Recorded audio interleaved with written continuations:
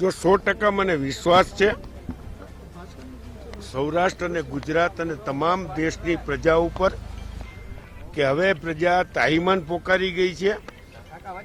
આ ક્યાંક ને ક્યાંક અગ્નિકાંડ હોય, ક્યાંક ઝૂલતા પુલના કાંડ હોય, ક્યાંક હરણી ડેમના કાંડ હોય, આ ભારતીય જનતા પાર્ટીના કાંડથી પ્રજા થાકી ગઈ છે અને મને આશા અને વિશ્વાસ છે કે આ વખતે પ્રજા નરેન્દ્ર મોદી સાહેબને જાકારો આપી અને ઇન્ડિયા ગઠબંધનની સરકાર બનશે એવો મને વિશ્વાસ છે।